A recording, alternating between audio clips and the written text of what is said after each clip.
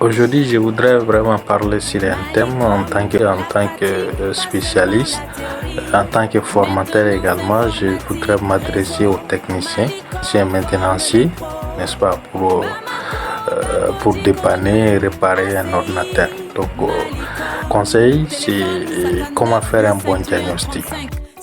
Bonjour à tous, salam alaikum. Je m'appelle Adama Sangare, je suis informaticien, je suis spécialisé en réseau de maintenance informatique. Aujourd'hui, je voudrais vraiment parler sur un thème en tant que conseil, en tant que spécialiste, en tant que formateur également. Je voudrais m'adresser aux techniciens, donc techniciens maintenanciers, n'est-ce pas, pour dépanner et réparer un ordinateur. Donc, le conseil, c'est comment faire un bon diagnostic en tant que technicien professionnel, comment faire un bon diagnostic. Parce que le diagnostic, à ce qu'on dit, un problème bien posé, bien connu, c'est à moitié résolu. Donc, il faudrait quand même, avant d'intervenir sur une machine, il faut vraiment comprendre en réalité qu'est-ce qui s'est passé. Il y a 4 questions qu'il faudra vraiment poser à l'utilisateur de l'ordinateur. Ces utilisateurs, ça peut être dans le cadre professionnel, dans votre entreprise, ou dans votre environnement professionnel. Donc, où vous êtes un technicien maintenancier ou un technicien IT, vous devrez intervenir sur un problème. Ou encore vous avez votre cybercafé, vous avez votre centre de réparation, n'est-ce pas, pour les ordinateurs, les imprimantes et autres.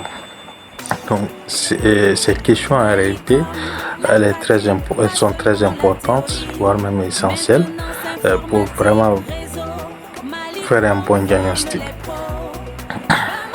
La première question qu'il faut poser, il faudrait quand même demander à l'utilisateur en réalité qu'est-ce qui s'est passé, qu'est-ce qu'il y a comme problème.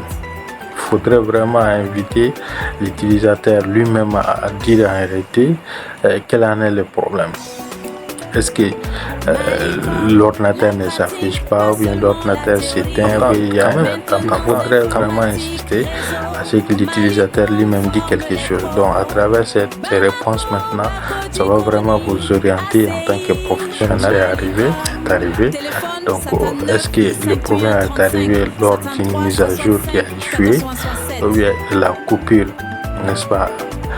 Quand la machine faisait une mise à jour, il y a une coupure brusque. Surtout actuellement, nous sommes vraiment confrontés à ces problèmes d'électricité. L'électricité est devenue un problème crucial pour nous les informaticiens. Et j'invite également sur ce sujet, j'invite vraiment les informaticiens à vraiment à mettre en place un système pour vraiment éviter les problèmes, n'est-ce pas, lors des coupures d'électricité. Parce qu'en réalité, éteindre brusquement un ordinateur, ça peut bousiller des composants à l'interne, ça peut même bousiller la carte mère. Donc, il faudrait vraiment envisager cet aspect. Donc, quand est-ce que le problème est arrivé?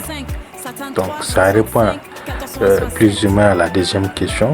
Donc, quand est-ce que le problème est arrivé? Et la message derrière. Y a-t-il un message derrière? Est-ce qu'il y a un écran bleu? Ou bien est-ce que la machine s'éteint d'elle-même? La machine, donc, au bout de quelques secondes, donc la machine s'éteint d'elle-même. Donc, toutes ces questions en réalité vont vous permettre, en tant que technicien pro, vraiment de pouvoir vraiment intervenir sur une machine.